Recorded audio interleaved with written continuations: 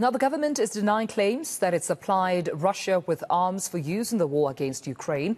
This follows public accusations by U.S. Ambassador to South Africa Reuben Brigety. Now, the Department of International Relations and Cooperation claims that Ambassador Brigety has now apologized for not following proper channels and using the so-called megaphone diplomacy. Now, to discuss this even further, we're joined by Criminologist Guy Lamb this morning. Thank you so much, Guy, for your time, and good morning to you.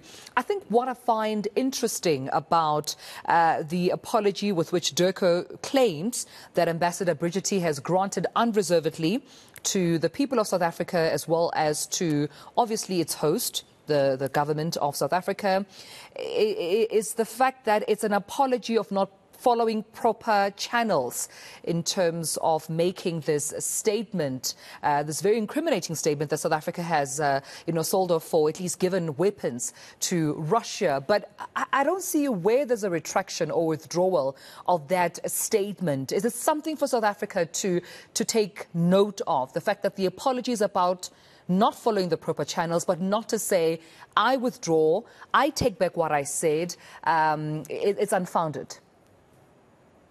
I mean, in this kind of situation, the ambassador is certainly a very experienced diplomat. He comes from an international relations background. That's where he has postgraduate degrees. He's been in a university environment, so he certainly is an astute, smart person. So the sort of statements he would have made, would have, unlikely have just been of his own accord. There would have been a discussion, I suppose, within the U.S. State Department and with others around the timing of these particular statements. Also, the statements would have been made for very strategic reasons. The point here is that there is very serious allegations that are made about arms being exported to Russia, arms or ammunition and arms. It's not clear exactly if it's both or one of the two. And around, these kind of types of statements typically would happen behind the scenes. They would happen between, heads of state and between ministers. The fact that it's put out in a very, very public way certainly has escalated the relationships between the US and South Africa. In terms of the evidence with which the ambassador claims to have that informs him that indeed, Lady Russia was, filled with weapons from South Africa out in Simonstown. Guy, in your opinion, is this more of a strategy to continue to, corner South Africa? Because we know for the longest time the United States has, appealed to South Africa to take a stance in the Russia-Ukraine war, to state where they stand. Do you think it's still buying past that strategy, or, the ambassador would not make such claims without any evidence because of the sensitivity of, such a statement? This is a difficult one. Essentially, we were looking at the incident that's happened and what we know based on evidence in terms of documentation on what the Minister of Defence has said. Is that we know the lady are docked in Simonstown to deliver a large consignment of ammunition for South African Special Forces. The actual documentation talks about 5 million rounds of ammunition that were being delivered by Russia. This was ordered pre-COVID, so before the invasion of Ukraine. Also, Russia's the second largest exporter of arms globally, so sells to China, India, Egypt, a range of other countries.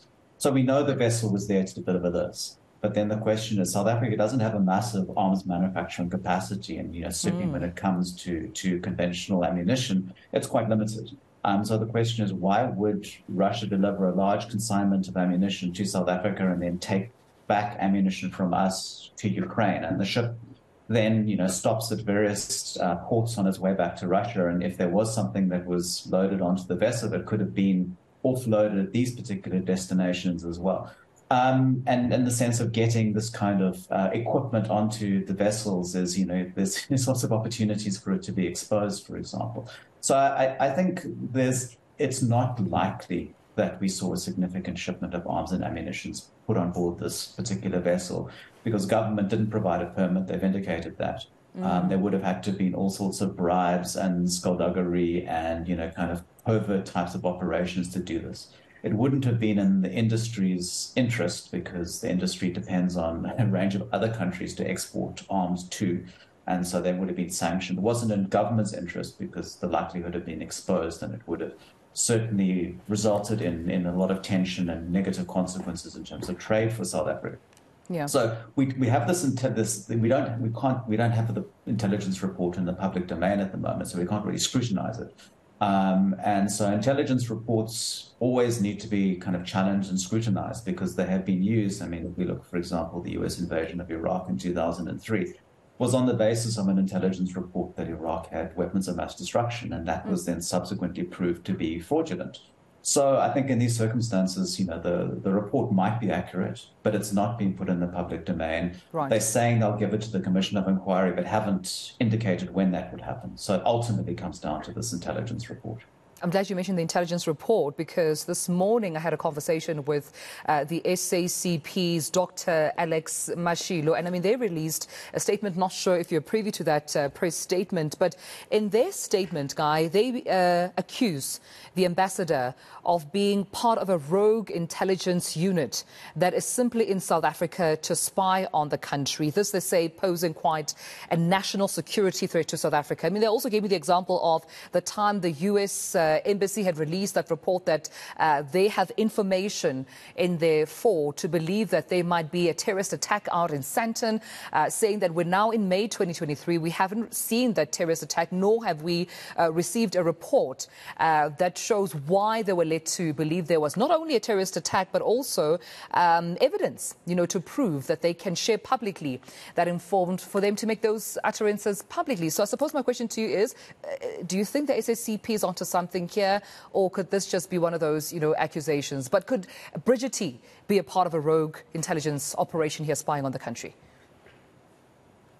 Unlikely. I mean, we have situations where foreign governments have spying capacity, and that's, part of the role that major governments have in terms of why they have diplomatic relations with countries is to facilitate trade relations, but also it's from a military point of view, it's obviously to keep an eye on certain issues. I mean, South Africa is not a major concern when it comes to arms smuggling throughout the world.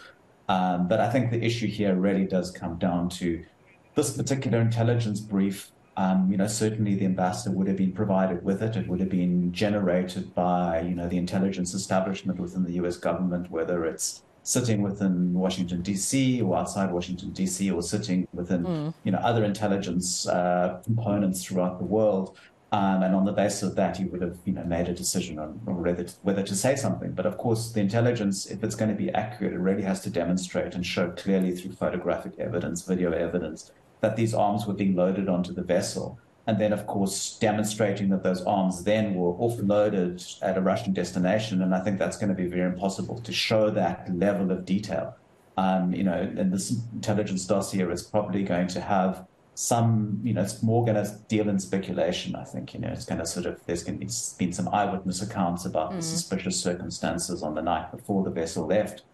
But I think it's going to, with the intelligence that's provided, it's the level of detail I don't think will be sufficient really to get to the bottom of this. I think we're going to be sitting in a situation where it's still going to be debatable whether arms were shipped out of South Africa or not. But I don't think, certainly the ambassador comes from a, kind of a highly reputable, he's a well-respected person. The US does see South Africa as a very strategic location and invests a lot of time and energy in building relations with South Africa. So I wouldn't see it certainly as part of this larger conspiracy. Well, thank you so much for speaking to me about this. Guy Lamb, criminologist, thank you for weighing in on this issue. As Guy mentioned, still going to be quite a debate, amongst different ranks, particularly when it comes to the host country, South Africa, as well as the ambassador, of the United States ranks. Those who believe that there is some truth to what he's saying, and those who are saying, listen, it might just be accusations. But until we see that intelligence report for it to be made public, I suppose for now it is that ongoing debate.